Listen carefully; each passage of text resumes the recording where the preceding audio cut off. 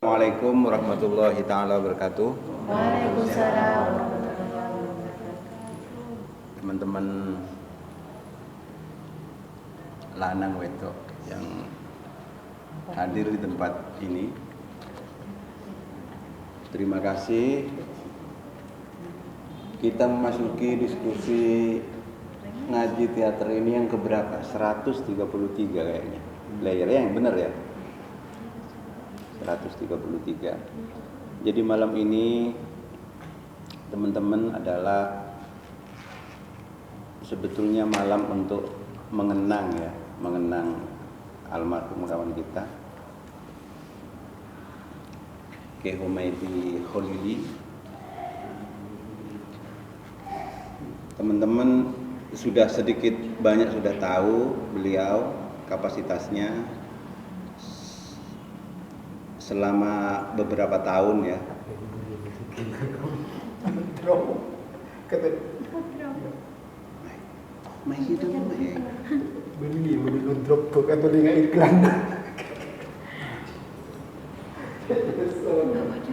Oke, baiklah, kita teruskan. Kiai Humaydi saya tahu itu jauh sebelum dia ada di As-Salam. Tahun sekitar 2009 kita dulu terlibat dalam beberapa event kesenian ya, terutama dia di DKS juga dulu ya, juga pengurus DKS lama 2008. Humaydi itu divisi apa dia? Humaydi itu divisi advokasi apa itu? Iya, advokasi ya Humaydi ya dulu ya. Divisi data Tunko Dan Cepot, 3 orang. Enggak, bukan teater dia. Teater itu nah Cepot sama Kadar. Oh iya.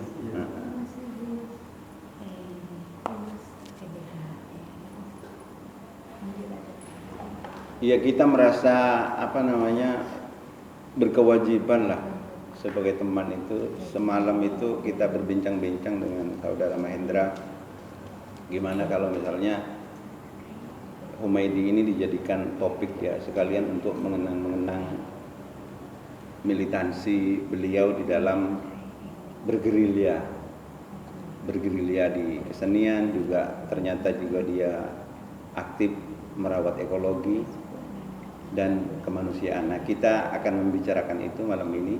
Kebetulan di awal-awal perjalanannya beliau berkecimpung itu sampai sama ketua ini punya hubungan intim bagaimana misalnya adzikir di awal-awal itu terbentuk gitu. Nah, kita akan mencoba mengulik-ngulik soal itu, nanti cerita-cerita soal itu. Tapi sebelum kita mulai,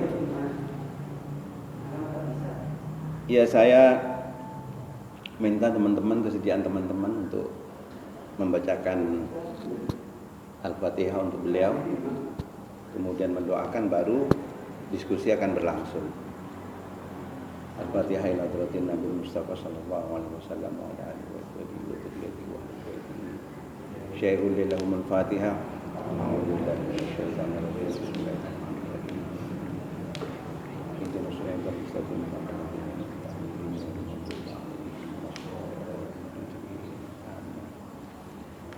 Terima kasih teman-teman. Mudah-mudahan diskusi ini berjalan lancar dan Kiai Humaydi ada di dalam sana itu mudah-mudahan juga mendapatkan jalan yang terang. Di dalam sana. Iya, di dalam alam barzah maksudnya. Monggo kepada Bapak Ketua dipersilakan. Bismillahirrahmanirrahim. Assalamualaikum warahmatullahi wabarakatuh.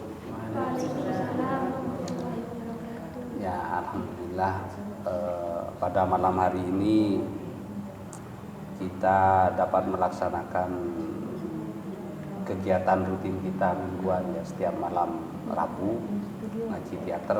Temanya sebenarnya kan berubah-ubah ya, situasional dan menangkap dinamika atau hal-hal baru yang berkembang di luar, kemudian coba kita diskusikan, perbincangkan, atau bahkan mungkin kita kritisi, atau bahkan mungkin kita urai menjadi satu wacana atau inspirasi baru dari setiap dari setiap cara kita memandang, berpikir tentang satu kebudayaan atau kesenian.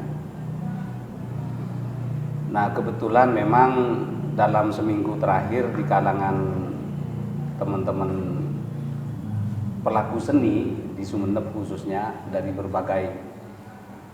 berbagai elemen, mulai dari teman-teman teater, teman-teman musik, kemudian teman-teman pengrajin batik, bahkan kawan-kawan fotografer itu trending topiknya dalam seminggu ini tentang wafatnya salah satu sahabat pelaku seni kita, saudara almarhum Humaydi bin Khodidi. Saya sempat melayat sebenarnya dengan Ra'afan, dengan Muhammad Afan Sabajarin sama Hendra itu 3 hari sebelum beliau wafat. Tetapi kondisinya waktu itu memang sudah dibilang kritis ya, dalam artian cara ungkapnya ketika menyapa itu sudah tidak sejelas ataupun seterang ketika beliau masih sehat, karena yang saya kenal almarhum itu murah senyum dan tidak ada hal berat. Artinya apapun yang dihadapi itu selalu ringan gitu, selalu dibawa ketawa terus. Almarhum itu memang senang dengan lelucon-lelucon, memang itu ciri khas yang melekat. Ya Toren Engki itu beliau, saya sebenarnya menolak diajak menjenguk itu ketika beliau sakit, itu menolak, karena saya sudah bayangkan biasanya kalau saya jenguk orang yang sangat dekat dengan kehidupan saya, dengan kegiatan saya, itu biasanya saya itu nggak kuat gitu loh, emosi kadang nggak kontrol, kadang baper dan birnya kalau ketarik betul. Itu kelemahan sebenarnya.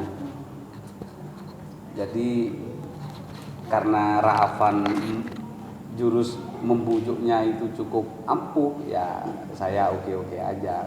Diperkuat dengan Hendra juga mau ikut Kak katanya. Jadi wah ini agak rame-rame, mendingan lah saya nggak terlalu beban secara emosi. Begitu nyampe kita disambut oleh Bapak almarhum, saudara-saudara almarhum. Saya melihat Ki Humaydi terakhir sebelum akhirnya menjenguk itu di kegiatan Saparan Budaya. Itu saya lihat beliau itu sudah agak nyusut badan itu kan. Karena memang habis sakit beliau aktif kegiatan dan enggak tahu waktu itu. Sempat saya tegur karena dia paman berapa pupu gitu. Mending sampean itu istirahat, mengurangi kegiatan, saya bilang, karena orang sakit serangan jantung atau jantung ada gejala jantung itu butuh istirahat total, tidak terlalu banyak gerak fisik ataupun memforsir tenaga. Nah, beliau cuek gitu loh dan bilang saya nggak apa-apa. Jadi ketika menjenguk itu lebih drop dari yang terakhir saya lihat. Beliau menoleh ke arah itu, almarhum itu 3 hari sebelum meninggal. Kemudian menyapa saya. Biasanya beliau itu abesah dengan saya. walaupun temen tetapi kalau kata orang Madura dinas itu. Apa ya kalau bahasa Madura dinas itu resmi apa formal gitu kan. Cara menyapa orang sangat formal sekalipun saya masih saudaranya, ponaannya gitu. Nah, kali itu dia tak besa ke saya. Bencong gitu. Beliau almarhum itu bilang tersimpan katanya. Tersimpan sambil melihat ke saya itu. Sambil melihat dan tidak menggeser pandangannya terus gitu kan. Sampai saya mendekat terus. Tersimpan. Nama kamu itu tersimpan dalam hati saya, kata almarhum. Saya kerong katanya, saya rindu katanya. Karena memang lama saya nggak ketemu beliau. Saya rindu. Terus saya cium tangannya. Saya nggak pernah. Kalau dia sehat itu saya mau cium tangan itu karena dia paman, ponaan wajib mencium karena paman itu orang tua kalau di Madura kan. Sama kayak ayah gitu kan. Kalau masih sehat itu ditarik tangannya. Nah, ketika itu dia diam ya mungkin karena udah fisiknya udah sangat lemah gitu dan bengkak, itu bengkak. Nah, saya cium gitu kan tangannya. Karena saya pikir aduh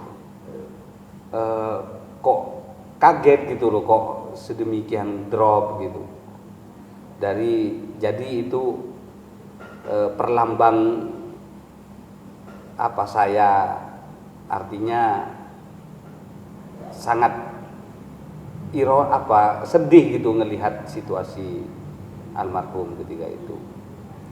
Saya cium tangannya. Nah itu nggak pernah beliau itu selama kenal saya nggak pernah manglo kalau kata orang Madura, nggak pernah apa ya bahasa Indonesia, negur, mengkritik itu terlalu keras. menegur misalnya atas tindakan saya yang keliru itu jarang itu. Beliau paling ketawa. Nah ketika itu beliau negor soal saya mencium tangannya. Beliau bilang, cedek dia mun ka manusia katanya. Itu saya agak kaget itu, kok sempat masih berpikir seperti itu. Wong itu buat saya hal sederhana dan penghargaan dari saya gitu. Dia bilang cedek dia dan itu serius. Nadanya seandainya dia sehat itu marah itu. Kan saya tahu beliau marah, beliau ini itu tahu dari nada suara. Kalau Roman Muka senyum terus. Tapi nada suaranya, penegasannya marah dan tidak itu bisa ketahuan Ki Humaydi itu. Nah ketika itu penegasan suara marah itu. Cedek dia mun ka manusia. Jangan gitu kalau sama manusia. Hanya karena saya nyium tangannya. Anu ka Rasulullah we mun ngaji katanya. Jadi kalau mau cium tangan, kalau pas jabatan dengan Rasulullah itu kaget saya, ya Allah. Engki no. Ya paman, saya usap-usap pundaknya, saya bilang semoga sampean cepat sembuh, semoga cepat sehat, pulih dan aktivitas dengan kita lagi. Nah, begitu selesai dia langsung meneruskan gitu kata-katanya. Engkau mun latade terusaki perjuangan gitu. Kalau saya ndak ada nanti artinya meninggal. Teruskan perjuangan. Nah itu saya agak, ya Allah, sedih langsung saya itu. Nah yang saya khawatirkan terjadi. Saya keluar dari kamar beliau tanpa mempedulikan Hendra dan Ra'afan itu, saya keluar udah nempel di dinding, saya nangis sendirian. Ya Allah, itu gak bisa saya nahan. Nangis saya dan mau saya hentikan itu gak bisa itu. Karena ya Humaydi yang dulu yang ceria, yang begitu, yang sudah banyak kiprah dan jasa beliau itu, ini kacau teman-teman. Ngajak saya terus suruh cerita begini. Ya Allah, sebentar ternyata kan hidup itu kayak kayak sekilas gitu, kayak orang nulis cerita dari awal pembukaan begitu terakhir harus ending gitu kan, itu apa yang menyesakkan dada, itu menyesakkan dada. Akhirnya saya segera kontrol diri gitu, ini rumah orang kok saya nangis sendiri, yang lain nggak nangis kok saya. Dan nangis itu tidak cukup mewakili sesuatu gitu loh, perasaan tidak cukup, tidak sangat mewakili sebenarnya. Air mata itu jauh, itu kelemahan itu. Ya akhirnya saya keluar, saya harus merokok, saya bilang, untuk menetralisir situasi emosi saya yang sedih itu. Saya harus segera merokok dan minum kopi, itu mungkin agak membantu. Begitu saya duduk sebentar, saudaranya, adiknya terus nyamperin saya. Kakak minta sampean ngaji untuk kakak, katanya. Ya Allah, itu. Jadi selama ngaji juga ya sedih lah, gitulah, seperti itu. Ya akhirnya saya cepat-cepat pulang, dan beberapa hari kemudian ya beliau berpulang gitu loh. Selamat jalan saya ucapkan, dan terlalu banyak. Ini di luar kilas balik mengenai apa saja kiprah ataupun spirit beliau, karya-karya beliau di dalam berkesenian, itu terlalu panjang, nanti mungkin setelah. Tetapi satu hal, ketika saya mendapatkan seperti itu, ya mengenang Ki Humaydi seperti membaca diri lagi gitu loh, bahwa fa insyaallah, kata saya ke Ki Humaydi secara batin itu, dan saya fa insyaallah nahnu bikum lahikun. Iya saudara, iya sahabat, iya paman, bahwa sampeyan jenengan Anda gitu saat ini sudah masuk ke dimensi itu, dan kami ini insya Allah akan ngikut gitu loh. Hanya nunggu. Nah itu sebenarnya pelajaran yang kemudian, bahwa gerbang yang dimasuki Ki Humaydi adalah gerbang kita juga ternyata, dan itu puncak kesadaran saya pikir. Jadi terlepas dari apapun gitu loh, yang ditinggalkan oleh Ki Humaydi adalah jejak, adalah karya, adalah sesuatu yang mungkin ya banyak punya manfaat, banyak punya cerita, terlepas dari bahwa manusia juga tempat salah dan lupa, tetapi banyak juga gitu loh kiprah-kiprah kebaikan yang beliau tanam selama ini, yang itu sangat jauh berbanding dengan salah dan lupanya, saya pikir, karena beliau, saya yakin, husnul khotimah. Jadi kita tidak usah mendoakan semoga husnul khotimah karena beliau sudah wafat. Yakin bahwa sudah husnul khotimah gitu. Kalau orang meninggal masih didoakan semoga husnul, sudah terlambat. Karena husnul khotimah sebelum beliau meninggal harus didoakan. Dan saya yakin beliau sudah husnul khotimah. Satu sangat sederhana, saya pikir beliau husnul khotimah ya, kalau nggak salah 1 hari sebelum hari raya yang malam Arafah beliau itu meninggal. Jadi pas itu lagi kenangan. Jadi saya ingat Arafah, ingat mahsyar, ingat satu situasi di mana manusia dikumpulkan di padang tandus yang matahari sejengkal. Dan mahsyar itu memang produksi pertama kami, saya dengan Ki Humaydi. Jadi kita punya satu produksi pertunjukan kolosal tahun 93 itu. 93 mungkin ini teman-teman ada yang belum lahir. Iya.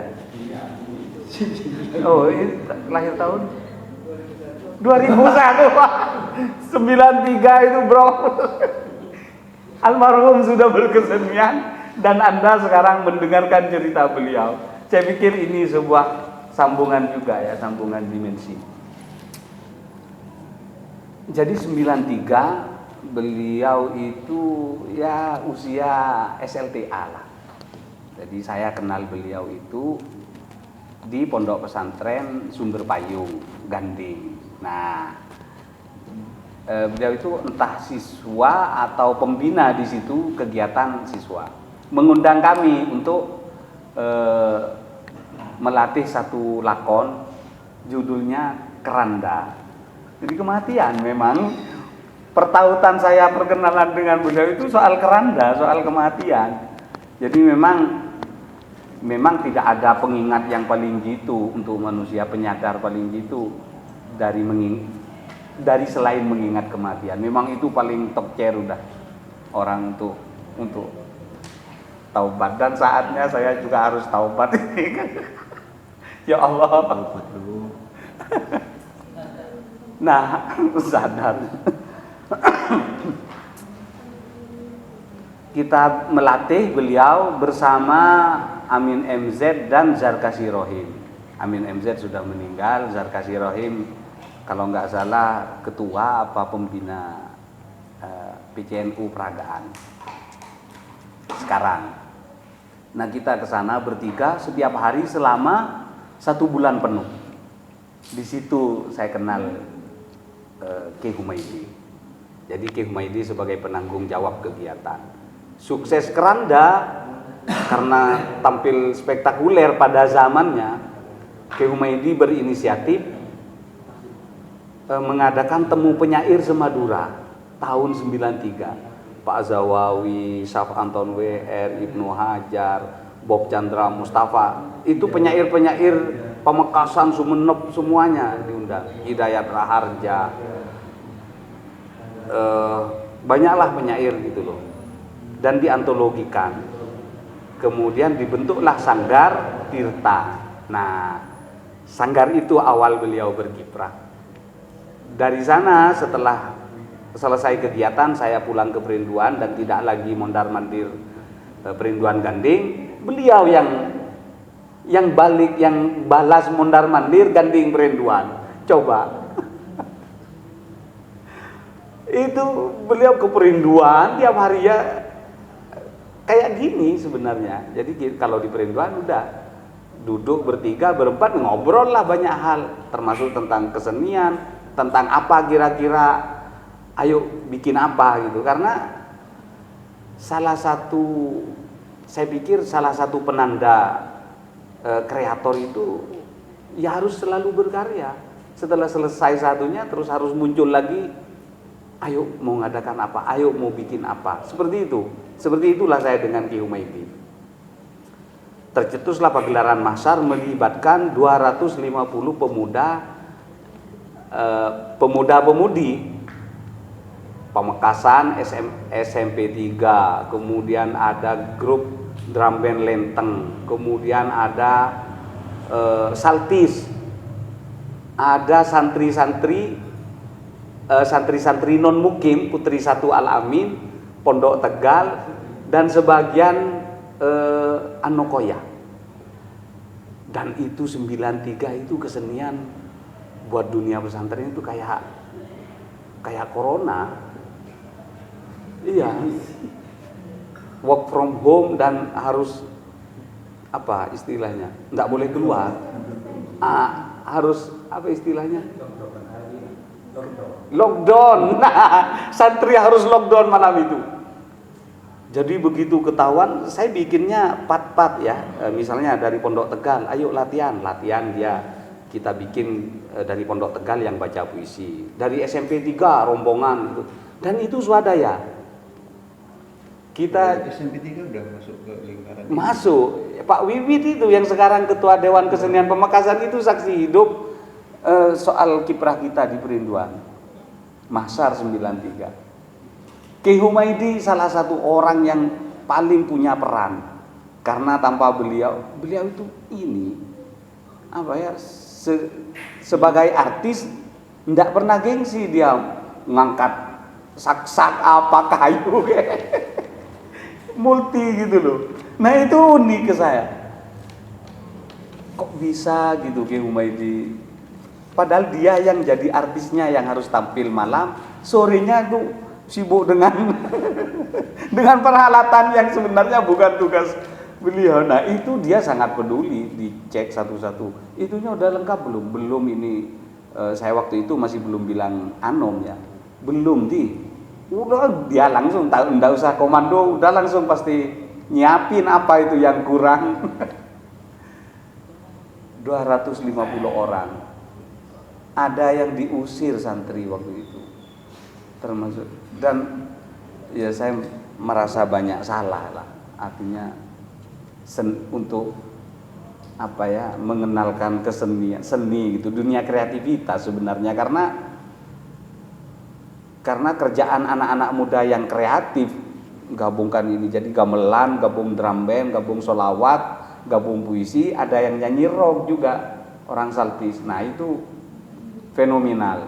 Penyokong dananya waktu itu salah satunya yang nanggung Saltis untuk tampil di Perinduan di lapangan Ar-Rahman itu, penyokong dananya HK, Haji Kamil Begio. Jadi udah lama kita itu bermain-main sesuatu yang fenomenal, yang sensasi gitu. Nah pengalaman itu gitu loh, pengalaman bahwa bisa mewujudkan sesuatu ide besar itu kemudian yang jadi spirit dan langkah kita berkesenian di tahun-tahun berikutnya dan terus bergulir sampai saat ini. Jadi Kiai Humaydi itu seniman sejati yang tidak pernah ngeluh lah sebenarnya. Dia itu nggak enak kalau nggak berkesenian. Ya terlalu panjang lah kalau cerita almarhum. Yang jelas ya dia sudah melangkah ke dimensi yang lain, yang sudah saya ingat kata sepanjang jalan tadi, ingat bahwa agak-agak terbalik dan agak sulit memang menyikapi kelahiran dan kematian itu. Kenapa kalau lahir semuanya senang padahal si bayi menangis? Kenapa ketika mati kita yang menangis, si jenazah sebenarnya senang, terbebas, merdeka belajar. Nah itu memang agak di kita itu untuk sampai ke kesadaran kita harus happy kalau ada teman yang selesai gitu kan, yang tumakninah gitu, yang mutmainnah sudah kan, irji'i ila rabbik radiyatan mardiyah, itu kan sudah di fase itu beliau itu. Ya seperti itu. Selamat jalan Ki Humaydi dan selamat. Ya fa insyaallah nahnu bikum lahikun itu. Tinggal ya kita nunggu waiting list kan. Kapan ini kita tidak tahu. Seperti itulah. Ya itu kalau kita cerita seni, ekologi dan kemanusiaan ya begitu ininya, landasannya. Baru itu lahir seni gitu kan. Dari kesadaran itu dulu. Dari kesadaran mahsyar, dari kesadaran dimensi-dimensi di luar yang kasat mata, baru ada kreasi itu, ada kreasi yang akan kita tinggalkan sebagai jejak gitu loh, sebagai jejak. Dan Ki Humaydi sudah melakukan itu.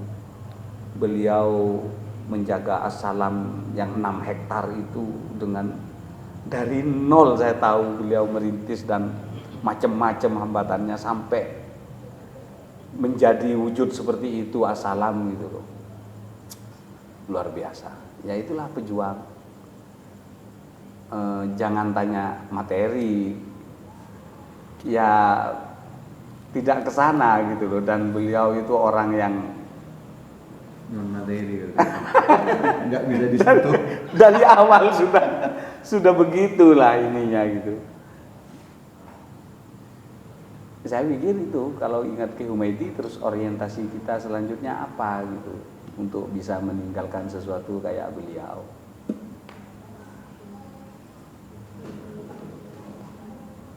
Ya itulah kira-kira seperti itu, karena terlalu panjang kalau cerita-cerita soal beliau itu, terlalu banyak yang lucu, yang unik, yang beliau itu orang yang anti kemapanan juga. Di tahun 93 rambut beliau tuh gondrong. Gondrong dan talinya pakai ketepung pisang itu, itu ya Allah. Dan itu enjoy beliau itu, enggak, artinya ya jelas gak dipuji sama lingkungan, dan beliau nggak apa-apa menyikapi cemoohan, menyikapi teguran di lingkungan pesantren gitu, di lingkungan masyarakat yang santri gitu, ketawa-ketawa aja. Itu lucu buat saya. Sampean ini kok benar-benar memberontak ya, saya bilang. Ya buat apa fisik, kata beliau. Nggak apa-apa daripada saya bersurban. Maksudnya kayak saya terus. Ki Humaydi itu paling nggak mau penampilan kayak saya akhir-akhir ini surbanan itu. Biasanya kalau ketemu cocok saya diolok-olok gitu, sih gitu kan pasti. Maaf. Karena itu tidak beliau banget. Beliau itu apa adanya. Artinya kapan panjang rambut panjang udah. Kapan ya bukan kapan sih, apa ya bahasa Indonesia mau kapan? Itu bahasa Madura di Indonesia. Ya sarung yang ada ya begitulah, nggak mau modis gitu. Kalau saya kan masih agak bersolek lah sedikit. Artinya ya Allah, ini gimana ini? Seketepen hidup ini sementara ternyata, dan saya menyadari kayak kemarin gitu loh, Ki Humaydi itu Saparan Budaya, saya di Dewan Kesenian, saya hadir ke sana dan beliau senang banget gitu kan. Ketua DKS itu bilang ketua DKS sambil setengah mengonok sebenarnya, si sampean sudah jadi keren. Saya bilang jangan gitu. Masih gambosan gitu. Iya, gambosan terus nari-nari. Itu kayak kemarin. Dan saya janji waktu di Saparan Budaya itu bahwa Saparan Budaya tahun depan ini akan kolaborasi Les Bumi dan Dewan Kesenian insyaallah dengan kegiatan yang lebih besar gitu kan. Dan beliau tuh antusias banget. Tapi Allah menghendaki yang punya, yang manggil ya, mau gimana, nggak bisa nolak. Ya seperti itulah kira-kira. Mungkin ada yang mau ditanyakan seputar apa gitu loh tentang beliau, tentang ini, dipersilahkan. Teman-teman ada yang mau nanya? Sebetulnya kalau saya melihat itu lebih ini ya, apa namanya, kayak networker dia. Jadi mengkonsolidir teman-teman gitu loh. Misalnya ditimbang sama kawan-kawan yang memang dia getol misalnya dalam satu disiplin tertentu. Misalnya dia berkarya gitu kan, nulis puisi gitu. Artinya dia mungkin punya karya utuh yang bisa dibaca. Karena ada beberapa cuma ya puisinya ya, ada beberapa puisinya dan itu memang sepertinya bukan di situ ini. Ya kan? Kemudian di musik juga kan, di musik. Tapi memang dekat kayaknya, memang ke networker dia itu, networker budaya itu loh. Jadi kemampuannya mengkonsolidir teman-teman itu loh untuk bikin ini. Karena dia punya pendekatan tertentu bahasa tubuhnya dulu. Gini. Mereka gue yang mereka gitu. Kayak gitu tuh bahasanya. Nggak mungkin bisa di ini nggak, teman-teman mungkin punya yang lama banget tuh berkenalan secara intensif sama beliau itu, punya pengalaman gila ya sama beliau itu. Artinya apa sih misalnya yang itu bisa dipelajari oleh kita semua. Misalnya soal militansi ya, militansi kan dari dulu kan memang dia itu mungkin yang harus dibedah itu kayak gini. Dia Humaydi ini atau mungkin sama kita ya, oke. Dia tidak punya kemampuan yang lain. Dia selain itu gitu kan. Selain itu, atau dia memang kadang memilih gitu kan. Siapa nih teman-teman misalnya para pendahulunya, artinya yang mempengaruhi beliau, misalnya lingkaran dia itu kemana saja gitu. Lingkaran sebelum 93 itu di Tirta itu kemana saja kan? Pergaulannya sampai dia memilih memang tiba-tiba jatuh sama pilihan sebagai konsolidir ini apa namanya kesenian itu? Iya, setahu saya ya, beliau itu memang kenal pertama kali dalam arti bersentuhan dengan kesenian itu pertama kali di Sumber Payu. Nah setelah itu, ya benar dia networker, penghubung lah. Dia ke Kelakah. Itu di sana ada AA Abdullah Al-Qudus, Laskar Hijau.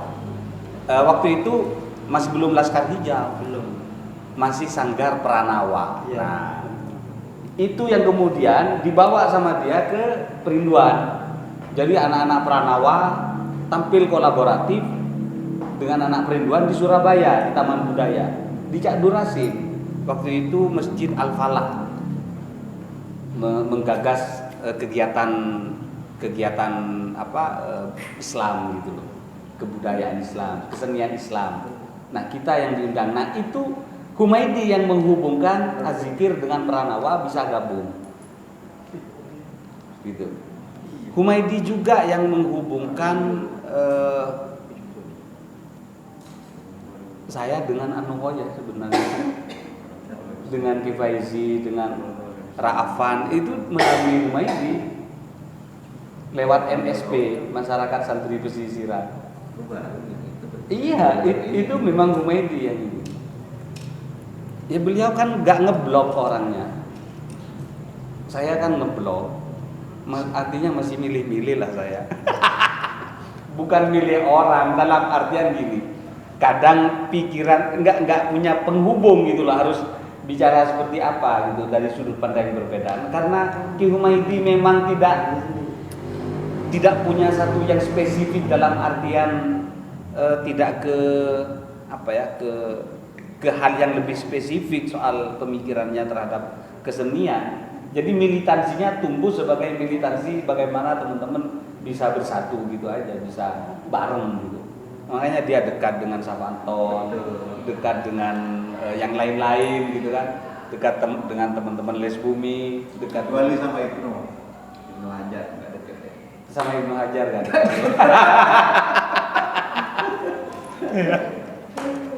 Ya seperti itulah, artinya beliau memang networker. Kan pernah juga ke apa yang ada Pancasila ke Banten gitu. Itu kan juga melalui pemuda Pembakti Kampung. Pembakti Kampung. Nah, itu. Apa? Pembakti Kampung. Pembakti Kampung. Itu Ki Humaydi juga yang kayaknya yang menampung ininya, informasi kemudian menghubungkan ke beberapa kawan-kawan.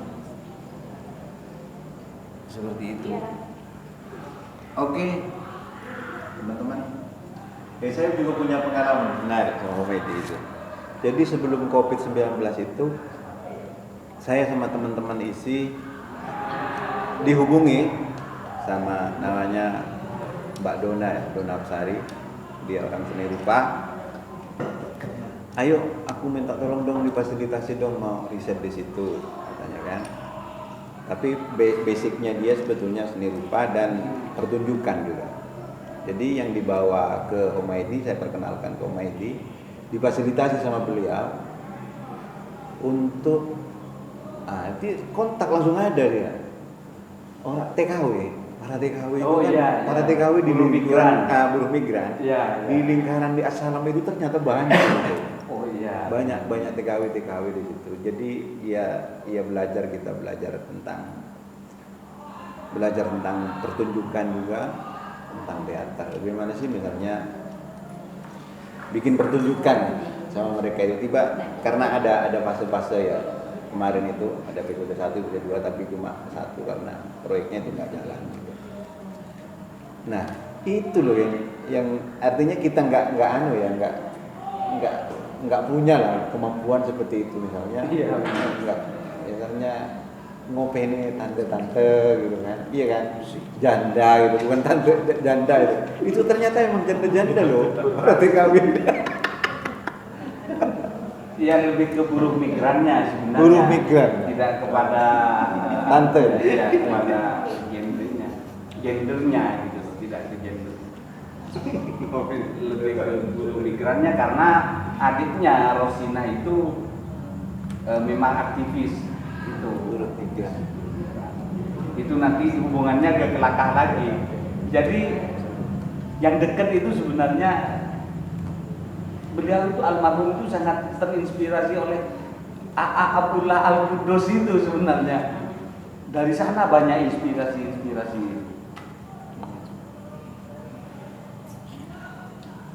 Saya mau nanya sama Ereng. Ya, aja ya, ngalir aja gitu.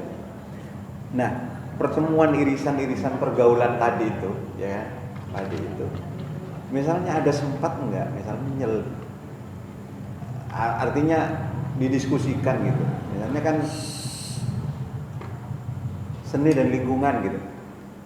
Akan pertemuannya sama lingkungan gitu, sama Laskar Hijau sama apa. Artinya untuk mencoba mengangkat misalnya isu-isu dalam kesenian itu, artinya yang berhubungan dengan isu-isu lingkungan gitu. Ada nggak? Ada. Oke, saya nyambung. Gajah mati meninggalkan gading, harimau mati meninggalkan belang, dan manusia mati akan meninggalkan apa? Hari ini Humaydi saya pikir menjawab itu, dia meninggalkan kenangan, nama baik, dan keabadian seperti disebut oleh banyak orang. Kalau bicara Idi itu memang sebenarnya dia tidak hanya seniman, tapi mungkin bisa jadi ya networker budaya atau budayawan. Kalau saya mungkin lebih dekat menyebutnya budayawan ketimbang ada orang-orang yang ngaku sebagai budayawan tapi nggak jelas gitu loh. Karena apa? Karena sebenarnya banyak perbincangan saya dengan itu di sejak memang saya di periode 2000-an ya, periode 2000-an. Kalau sama Tumidi periode 90-an. Angkatan kedua berarti.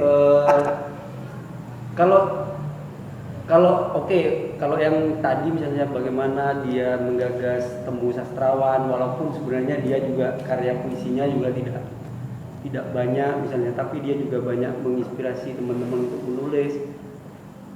Yang sebenarnya yang paling hebat sebenarnya menurut saya Idi itu mengkonsolidir tidak hanya seni tetapi dia juga masyarakat dan lingkungan gitu. Nah itu Lah tiga ekosistem, artinya kalau kita hari ini bicara ekosistem kesenian, sebenarnya Idi itu lengkap di wilayah itu.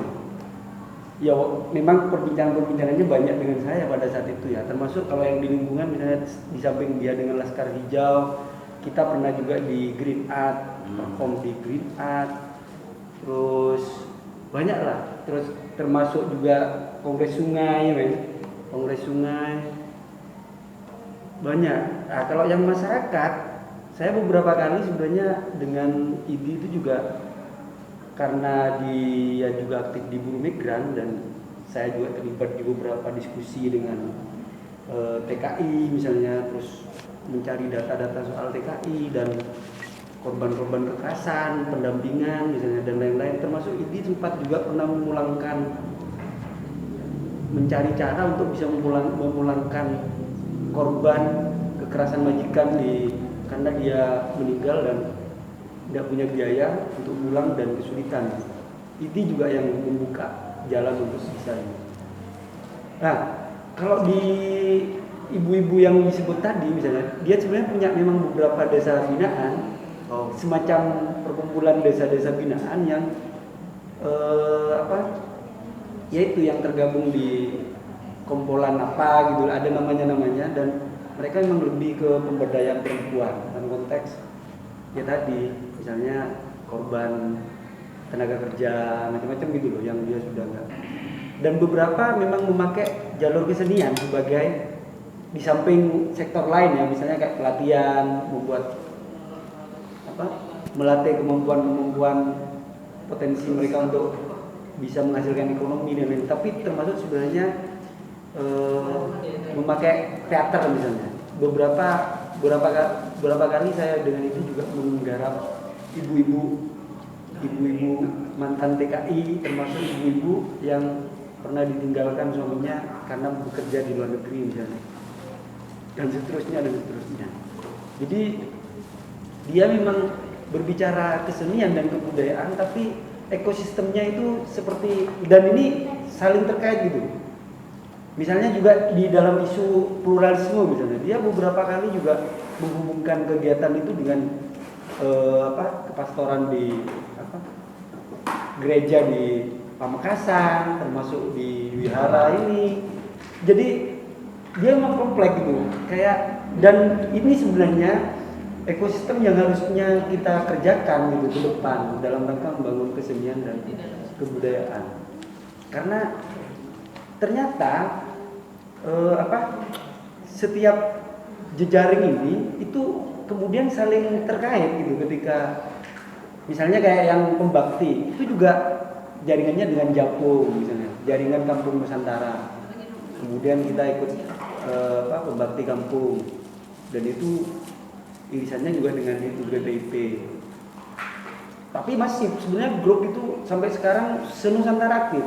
Sebenarnya saya dengan ini sedang menggagas kampung damai. Dan rencananya Pancak dan ya daerah Pancak Assalam itu kita sedang menggagas kampung damai. Sudah berbincang panjang, tapi karena beberapa hal ya terus terjeda oleh lain-lain kayak Alas Bumi, kemudian jadi Samparan kayak gitu-gitu. Dan yang ke depan ini sebenarnya isunya juga mau kita bawa kampung kan, untuk yang Samparan kedua.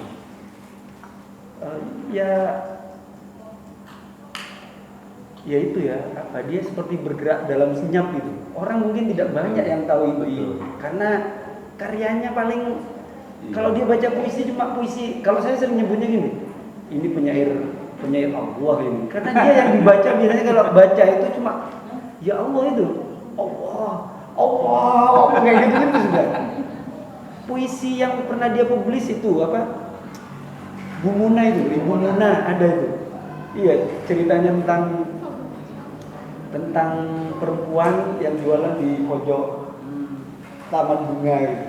Sama saya juga dulu itu. Cuma puisinya itu aja. Terus kalau kita lihat karya-karyanya juga sebenarnya enggak ini. Dan teman-teman juga perlu ketahui sebenarnya ketika menggagas Lingwit itu saya dengan ini juga di awal-awal Lingwit Teater.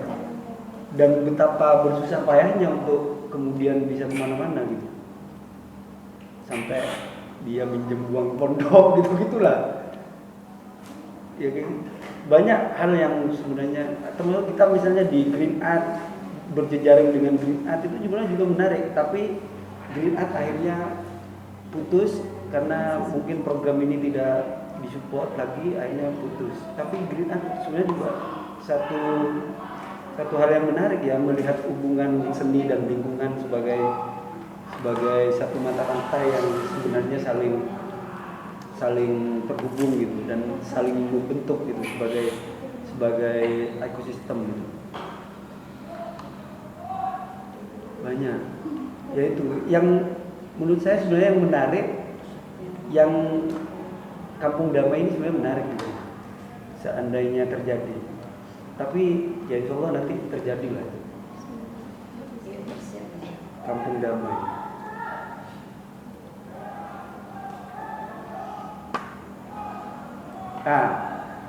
Karena tadi juga Termimpi bercerita tentang pesan dia kemarin 3 hari menjelang dia meninggal itu juga salah satunya pesan ke saya. 3 orang padahal ini Turmidi, saya dan Afan, tapi saya dan Turmidi cuma yang diberi pesan khusus. Dan saya jadi mikir, berarti kemarin itu bukan Idi yang ngomong itu, karena udah 3 hari sebelum meninggal. Katanya 40 kan sebenarnya udah bukan kita kan kalau sudah mau meninggal. Dia termasuk ngomong soal perjuangan misalnya. Dan termasuk dia juga ngomong soal kita mungkin bukan satu darah, satu rumpun, tapi kita ini sebenarnya lebih dekat dari semuanya. Dan dia termasuk bilang gini, perjuangan itu bukan hanya pembicaraan konsep dan ini, tapi soal pelaksanaan, soal eksekusi gitu. Makanya Rendra itu benar gitu. Perjuangan itu adalah pelaksanaan kata-kata. Ya mungkin ke depan yang harus kita ingat terus itu bahwa perjuangan itu adalah pelaksanaan, bukan hanya perbincangan seputar konsep dan kata-kata. Mungkin itu. Oke, baik teman-teman, ada yang mau bercerita juga soal kedekatannya Oh sama ini? iya, gini, ingat saya lagi. Kita itu pernah sampai kerja rumah nih, kerja bangunan. Jadi ini itu kan dia punya mebel ya, jadi dia bisa ngelamin, bisa itu loh. Jadi kita itu diajak, kan kita nggak punya duit semua itu. Sementara juga kita sedang produksi, jadi kita diajak ngerjain rumah, nerima borongan rumah.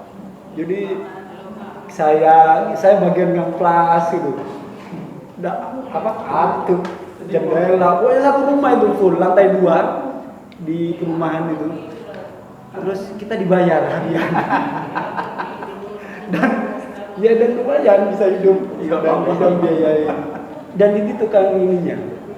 Tapi ya banyak hal yang menarik dan saya pikir wah gak ada yang semilitan ini dan kesunyian itu benar-benar keramaian yang sejati ternyata. Karena ya hari ini orang di mana-mana membicarakan. Jadi yang membicarakan itu tidak hanya di sini sebenarnya. Karena saya tahu dan banyak yang langsung kontak saya, teman-teman Jawa Tengah, teman-teman Malang, teman-teman nanyain, teman-teman Jawa Timur, banyak sekali.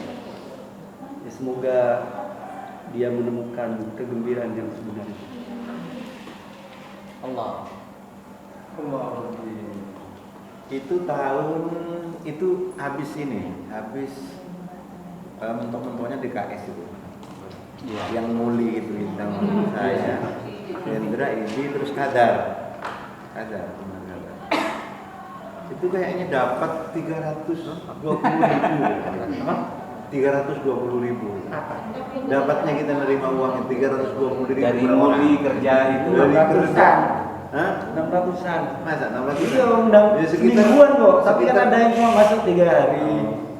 Sekitar seminggu. Lama sekali dan ini kok lama banget gitu kan. Seperti dibuat lama-lama itu loh. Khawatir orangnya itu marah. Terus ini. Cantik yang punya. Ya Allah. Dia mah kenal kayak kan cantik yang punya kan. Di sini nih pojokan ini loh. Punya toko. Itu banyak jaringan perkayuan itu ternyata. Mebel. Dan yang punya rumah itu termasuk orang yang juga mensupport kita ketika pentas ke Solo. Jadi dia bawain air, ngasih roti, termasuk Itu- ngasih duit. Itu untuk yang pertama. biaya jalan. Itu pertama kan? Language pertama ya. Yang pertama. Yang pertama. Aku kayak nyampe pro-nya itu. Monggo, Rifan sama Al punya pengalaman yang intim yang bisa diceritakan nggak? Misalnya keunikan dan kegilaannya ini selama bergaul lah, apa gitu kira-kira? Ngomongin kayak gitu saya masuk ya. Monggo. Nggak selesai sebenarnya. Iya. Jadi kita mengenang KID selain memang suara dengan volume yang sangat lembut, beliau memang seperti yang disebut teman-teman tadi bahwa dia bergerak di balik kesenyapan. Terakhir saat dia sakit, kondisi sakit, dia bilang sama saya, "Van, sebentar lagi saya ke studio. Kondisi sangat sakit ya, baru keluar dari rumah sakit untuk ngobrolin Sapana dengan konsep musik segala macam. Jangan KID biar saya ke sana gitu." Terus karena mungkin ada waktu yang ya, berjarak agak lama, hanya kayak itu juga nggak ke saya juga nggak ke sana. Tapi di saat-saat sakit beberapa hari sebelum masuk rumah sakit yang terakhir, itu saya minta nomornya ke Madura. Beliau masih balas, "Van, ini nomornya," terus kemudian sampaikan salam saya. Maksud saya gini, saya kalau sakit sudah saya tutup ponsel, tidak bakalan seintens itu untuk ngurusin kesenian yang mungkin itu yang perlu kita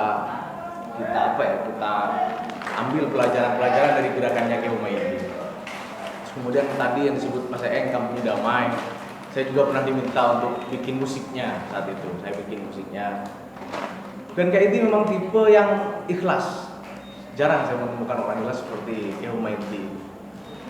Jadi saat saparan kita tahu bahwa dana betul-betul mepet sekali. Tapi karena Kak Edi memang sangat menghormati orang, teman-teman yang saya bawa untuk main musik itu Kak Edi paksa untuk tetap dikasih honor gitu. Kak Edi jangan gitu. Dan dia mau beri kasih yang besar gitu. Dengan kondisi saparan yang sangat miris sebenarnya, sangat miris dan kita tahu kita sama-sama swadaya waktu itu. Beberapa hari setelah meninggalnya Kak Edi, ketika saya lihat fotonya saya merasa masih hidup. Apalagi teman-teman itu berseliweran kan, ngupload saat kita di pentas di Bangkalan sama saya juga. Terus kemudian momentum yang paling unik itu ketika Ray, ketika tampil Ray itu berbicara tentang kematian dan kemudian tiba-tiba Kak Edi naik dengan speaker untuk mengumumkan innalillahi wa inna ilaihi raji'un. Itu berkesan sekali menurut saya.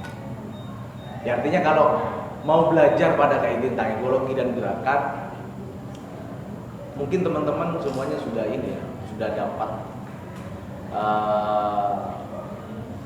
Petanya ya. iya, ilmu-ilmunya lah dari Kak Edi, di balik kesenyapannya itu. Ya kira-kira begitulah. Nggak begitu bisa banyak saya sebutkan satu-satu, karena memang terlalu banyak kenangannya Kiai Humaydi. Selain dari gerakannya, keikhlasannya, yang mungkin saya pertanyakan kepada teman-teman Gas Bumi nanti, cita-cita Kak Edi itu saya sempat intent terakhir ketemu untuk saparan harus tetap diadakan September. Ya kita bisa jadikan itu cita-cita beliau yang tertunda untuk sama-sama diwujudkan meskipun mungkin kecil-kecilan.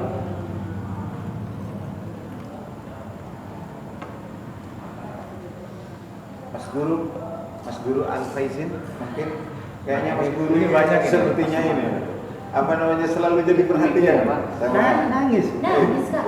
Gak ada kopi. Nangis. Udah. malah dapat pesan khusus kok dari kemarin ya kan. Dan salah satu orang yang selalu terngiang-ngiang kayaknya. Ada hal Jangan rekam. itu 3 hari menjelang 3 hari menjelang ajalnya ya. Tetap diingat ya. Menarik.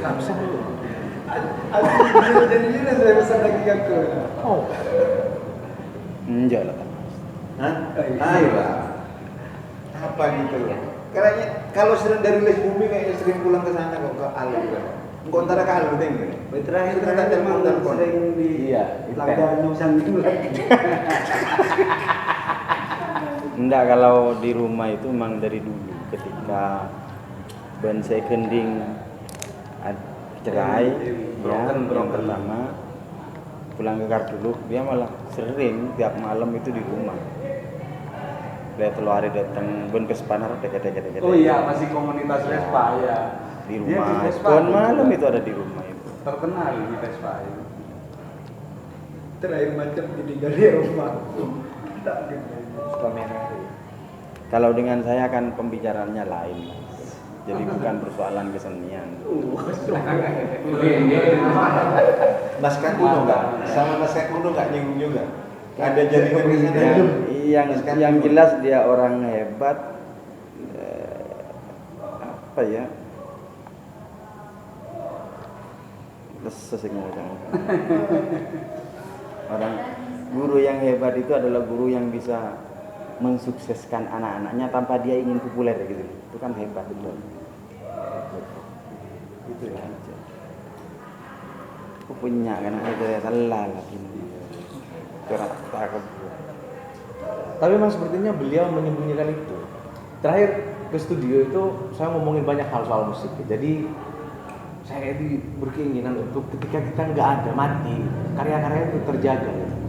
Kayak itu dengan santai bilang, saya itu Pak berkesenian dari tahun sekian, yang jelas saya mungkin masih kecil ya.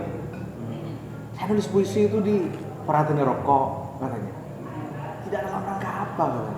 Dalam rangka menjaga diri. Saya langsung saya keinginan saya bahwa ketika saya nggak ada, karya saya minimal dibaca. Nggak, ini enggak. Dan terbukti sampai sekarang. Nama Humaydi itu tetap harum Iya saya kalah start. Gitu. Mun impian mulai tahun sana apa ya? 93. Lama aja. Udah lama. Memang Kalau awal. saya itu sekitar 99 atau 2000-an. Iya. Jadi DKS lah kayaknya. Hah? DKS. Enggak. Berarti kita Ketika saya Ki bedi gending tapi saya sering ke sana dulu Ki. Nyablon, nyetak, gitu sering ke sana. Kerja biasa. Sudah kerap di situ. Inang Ninong kan terlibat sebenarnya.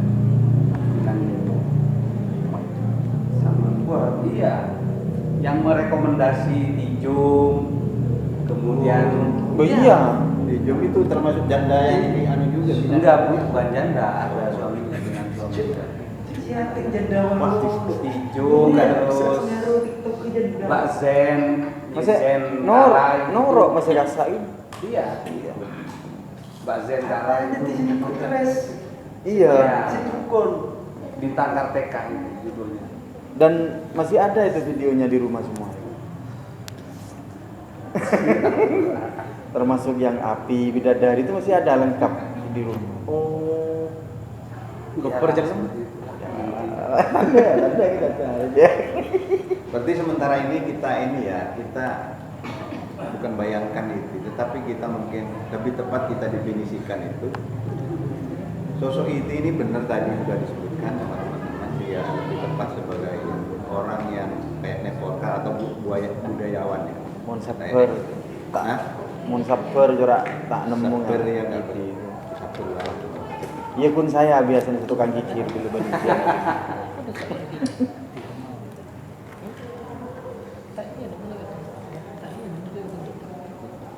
Kalau 93 itu ini ya, gema atmosfer kesenian, terutama sastra ya lebih banyak juga itu ya. Lebih ini ya sastra ya. Sastra. Lebih ke ini ya sastra pesantren ya. Ya. Kalau dilihat dari ininya itu kan tetap gayanya itu nggak bisa dia. Tetap yang mental tubuhnya itu kan tetap orang-orang pesantren. Iya. Bahasa tubuhnya tuh bahasa fisik. Benar, bahasa sastra fisik. Sastra Ibnu Arabi. Iya penggerak. Iya. Waktu itu Kesitrul Arsy. Bagian juga di dalamnya. Bagian penggagas sanggar sanggar kita. Tirta. Iya. Humaydi, Kesitrul Arsy, terus ada Pak Bambang ini PNS yang ngajar di Sumber Payu. Jadi waktu itu ya sastra, musik masih jarang karena barometer musik tahun 90-an tuh kalau Sumeneb ya suksesnya Salkis masuk 10 besar Long Selebor itu Festival Rock Indonesia Di Solo ya. ya. Waktu itu musik kalau Jawa Timur yang ada itu Bengkel Muda Surabaya. BMS. Ya, itu BMS itu yang musikalisasi puisi. Jadi ketika saya didaulat oleh teman Surabaya untuk tampil musik tahun 93 di Aksera Akademi Seni Rupa Surabaya dalam rangka memperingati Hairil Anwar dan antusias mereka bagus, apresiasi mereka bagus terhadap kita, diminta lagi di Balai Pemuda. Disitulah Humaydi saya ajak gitu loh. Dia pegang alat tradisional gamelan. Jadi adik saya Humaydi bertiga. Terus saya bilang waktu itu masih belum bilang anu saya. Zikir tapi Sudah zikir. kelompok musik zikir. Saya bilang saya bilang ini kita butuh satu pemain biola. Siapa kira-kira? Itu Humaydi yang menemukan Haris, bukan saya. Ada digandeng. Anak seneng musik, cuman begitu. Seneng musik, dia sering ikut gambus, sering nyanyi lagunya Iwan Fals. Jadi ketika itu standarnya orang seneng musik, nyanyi lagu Iwan Fals ikut gambus. Bayangkan. Saya butuh pemain biola. Iya, dia insya Allah bisa. Ternyata nggak bisa Haris. Cuman karena sering gabung gambus, Humaydi bilang, sudah kamu pasti bisa. Sampai akhirnya bisa beneran. Saya main gitar yang bisa kata Haris. Jangan main ini mau tampil Surabaya, saya enggak bisa biola. Udah, kita yang mau ngajari katanya sambil latihan. Bayangkan orang jadi kayak dijebak gitu. Dan ternyata Haris bisa. Nah itu Humaydi yang ngasih semangat, yang mensupport, yang artinya memotivasi gitu sampai ada semacam sugesti bahwa bisa dan bisa beneran. Jadi Haris kalau ditanya, sampean belajar biola dari mana? Enggak, saya dipaksa Humaydi gitu pasti jawabannya dulu. Dari sana kemudian gabung, terus ya berlanjutlah sampai kemana-mana. Dan waktu itu honor main musik masih 1.500. 1.500 rupiah. Jadi setelah tampil ya udah 1.500-an gitu kan. Yang ngundang itu biasanya reuni lembaga kayak alumni Alamin atau alumni SMP berapa gitu, kita diundang. Nah suatu saat diundang oleh alumni Alamin, tampilnya di KPD, masih belum Surabaya ini, belum, masih lokal. Nah tampil di KPD itu karena 100.000 honornya, kita kasih 15.000. Itu teman-teman balik gitu dari perjalanan, setelah dibuka amplop balik, terus bilang, sampean nggak keliru ngasih honor, kenapa? Terlalu banyak. 15.000 terlalu. Enggak, itu udah, karena 1.500 kan berapa ratus % gitu dari standar. Harga rokok di 2 second. Iya. Sampai ke honor tahun 95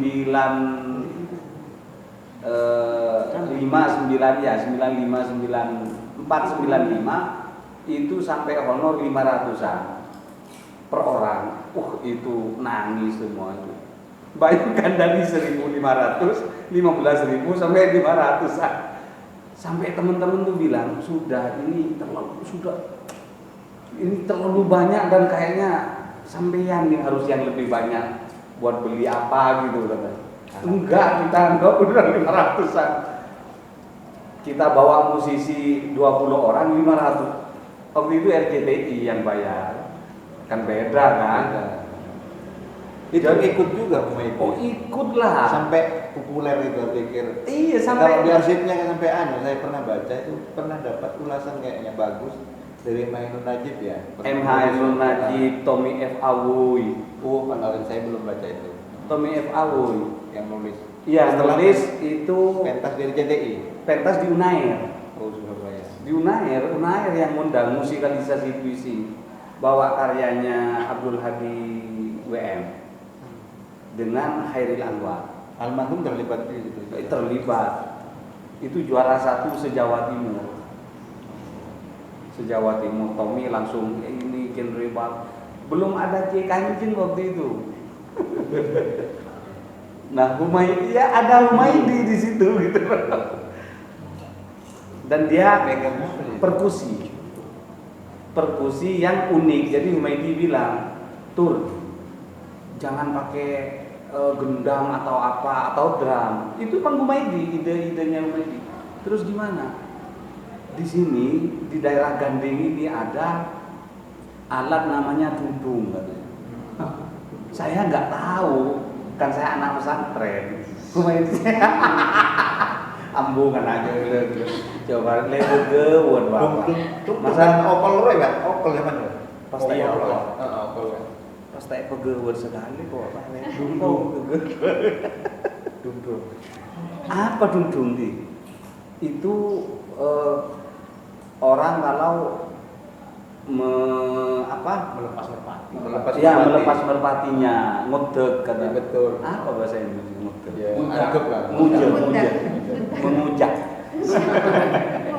Ngojek merpati, suaranya kayak udah ada. Nah dia yang usaha, dan waktu itu nggak ada HP, jadi kita itu pakai angkutan Partelon Perinduan Bulu-Bulu, nyarinya di sekitar sumber Perpenang.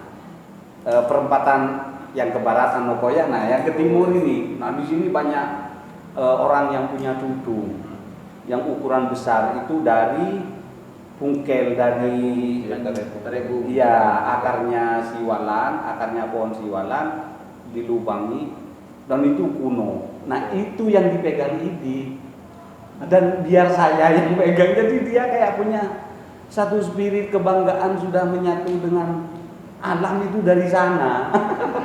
Jangan sudah terinspirasi jauh-jauh ya dia. Gambar ini. Nah, dari sekian pemain yang paling ekspresif Idi, Baca puisi aja. paling heboh. Rambutnya biasanya langsung kalau mau nabuh itu rambutnya dilepas langsung. Nah itu kalau sudah dilepas, ngeri itu. Dan agunjel itu sudah Allah benir.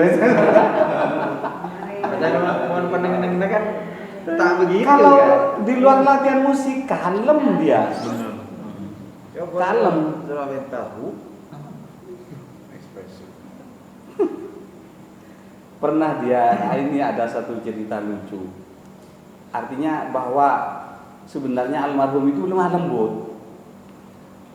Allahumma fir lahu, abahnya AA ini kiai yang menguasai dunia blater di Kelaka.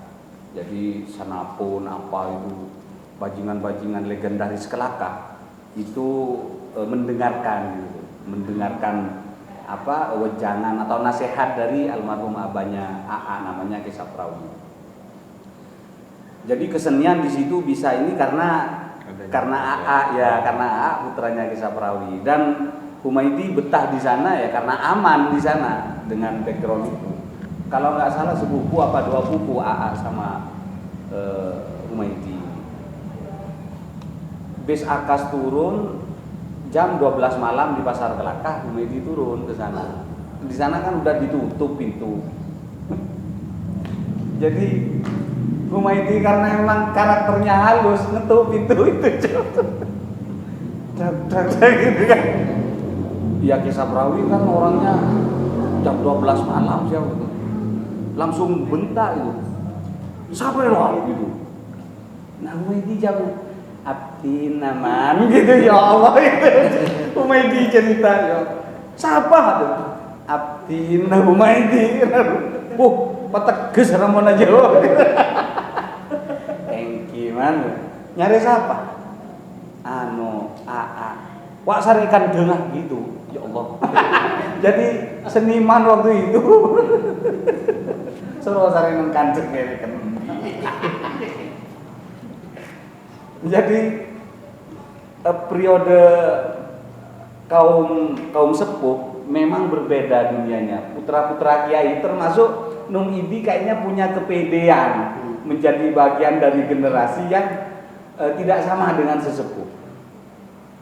Sebenarnya beliau kalau mau ini kan ke pesantren. Ini keluar dari zona itu ya bareng saya juga maksudnya. Dan AA itu juga gitu loh. Seumuran. Hah? Seumuran ya. Seumuran. Beliau 73 atau 72 gitu. Sama. Padahal di situ garisnya dari laki-laki kiai, dari perempuan, Iya. dari perempuan juga Gitu loh.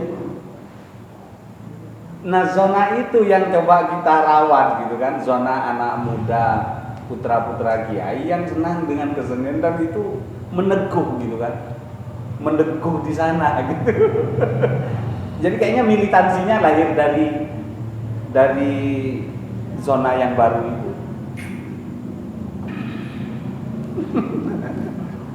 Kayaknya memang ada ya. Sulit ya. Artinya sulit, artinya bersaing gitu. Bersaing dengan misalnya anak-anak yang punya kemampuan misalnya tradisi surat yang bagus gitu kan. Tradisi membaca kitab lah misalnya kan di pesantren. Oh, Kan iya. sudah disiapkan kemana. Ini liar kita kayaknya nggak ada yang ngarahkan. Makanya syariatkan dulu katanya. Aduh. Nah kalau ini cerita bahwa ini akhir-akhir ya senang sama batik gitu kan. batik itu ide kan. Kalau batik saya yang maksa Bibi. Memang saya paksa dengan sengaja gitu. Karena beliau masa jeda dari setelah setelah berpisah gitu loh dengan istri yang kedua yang orang Pangkung itu, beliau jedanya memang agak lama. Istri yang kedua apa yang pertama? Yang kedua, kalau yang pertama kan ya kan teman sanggar kalau yang pertama. Yang kedua yang lama.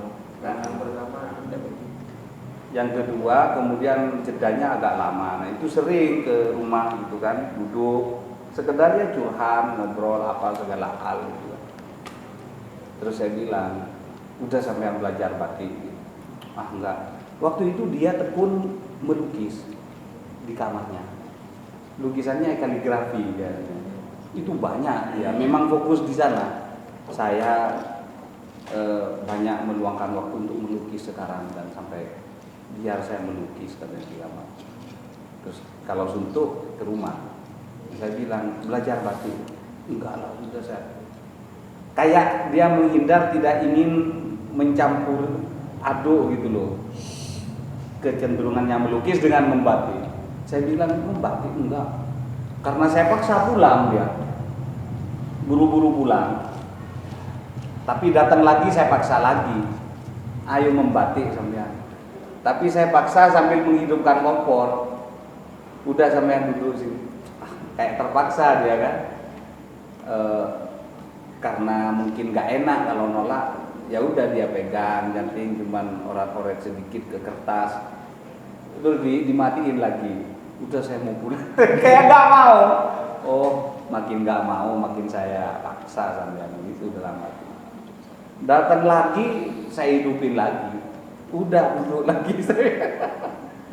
Kenapa sampean maksa saya, kata Numidi. Ya enggak, pengen supaya sampean biar membatik aja udah. Buat ini, buat apa nambah-nambah skill saya bilang. Oh sampean ini, nah, kayaknya udah mulai agak ini dia. Nah pertemuan berikutnya dia yang minta, tuh saya mau belajar ya ini. Oh iya udah. Nah dia udah ngidupin kompor sendiri, udah ini terus minta kain yang sisa-sisa itu buat latihan, ya udah. Beberapa lama berselang waktu gitu terus bilang saya mau belanja peralatan rumah itu udah. Dari sana dia udah mulai sendiri dan saya bilang silahkan dikembangkan, bikin merek sendiri, motif terserah sampean, mau dipadukan dengan lukis ya udah. Dan sampai sekarang gitu loh. Alhamdulillah waktu itu, artinya ya itulah kenangan gitu kan. Artinya itu jadi sambungan saya juga dengan almarhum lewat goresan-goresan batik. Aduh lah, mak cerita nungguin.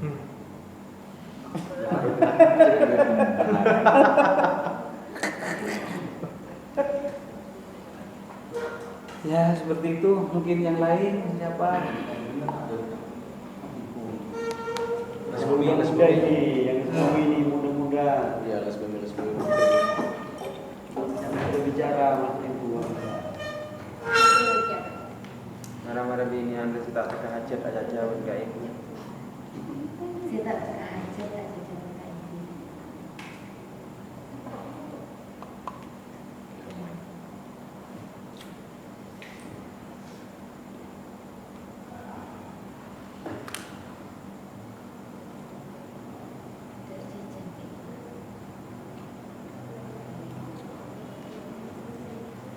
Tareheman itu istilah tareheman dari Numidi. Terus istilah ini lagi. Jadi dia sering ngolok-ngolok saya. Kalau ke yang lain enggak, ke saya aja. Karena saya orang yang dari teman grup musik itu saya yang kawin duluan. Yang lain masih jomblo kan. Saya kawin duluan. Terus saya kawin tahun pertama langsung hamil punya anak. Lumidi itu langsung yang ngolo-ngolo. Mundur midi ini mas teh kan koceng. Insya Allah. Itu mang jadi payah gitu. Mas tegana kocek. Iya, artinya cepat punya anak. Celetukannya mulai dulu jam ya. Ajak terlalu. Lomo sarang ke saya itu. Dan itu yang jadi khas gitu. Mundur midi ini mas teh kan koceng. Tak genan. Ya Allah. Tarheman. Dan saya pernah disapa orang dengan nama Idi gitu loh. Nah itu bagus tuh diceritakan. Itu bagus itu diceritakan tuh. Nah, benar Ali itu juga. Saya Idi kan. Networker ini. Mula benih ke Idi. Ay, payah loh ini. Hebat tahu ini. Ya Allah. Duh, kacau ini. Makanya Itu lucu. lidah saya itu sering keselio itu, selalu nyebut janda itu. Karena yang dikonsolidir itu banyak itu, kompleks itu ternyata itu. Karena sih penting lintas itu. Nah, makanya. Dari berbagai kelas dia mas. Ya betul. Bocah, kok ope kadang tak kerja bila tanya. Apa pun be.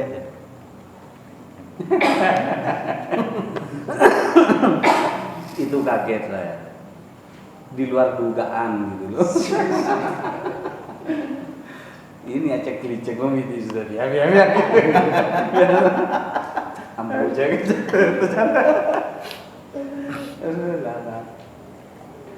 Ya gitulah anu pola ganti tema. Enggak apa-apa. Ini Naruh. Takut sarang gelu. Karena banyak cerita dan itu bentuk keakraban dan ya jadi kenangan, jadi kisah ternyata setelah orangnya nggak ada. Anu gitu loh kayak perang ini, kayak sebentar gitu, kayak baru kemarin gitu. Ya Allah.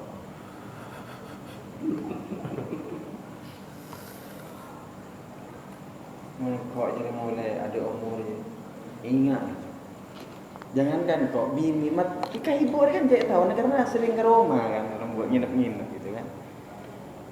Lapor kerasan enggak tahu. Nik kenin aja ibu. Karena ini juga karena di kelompok musik itu intens, kita latihan ketemu, jadi bentuk komunikasinya sudah gak formal teman-teman karena udah dekat ya. Nah, tapi kelemahan orang ketika terlalu dekat mungkin untuk mengontrol sikap dalam artian yang kamu ini gak wajar itu agak sulit karena hampir nyaris gak ada bedanya bercanda dengan serius. Kan udah gak ada serius soalnya. Nah, pernah satu kali gitu kita kumpul lah ya.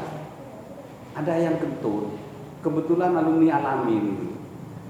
Padahal itu biasa gitu loh. Kentut itu biasa lah buat waktu itu kejadian udah biasa. Nah, Numidi ini bisa langsung tegas begini. Jadi langsung marah itu. Mak kentok bener. Iya, ketawa itu yang kentut. Pola ya jadi dia bengkulu gitu. Langsung itu yang mak binyang di gunung kamu. Wah, itu akeh gitu itu. Itu namanya. Tino tenang kan itu. Mak sing musode. Sambil ben makan tau jadi nengko.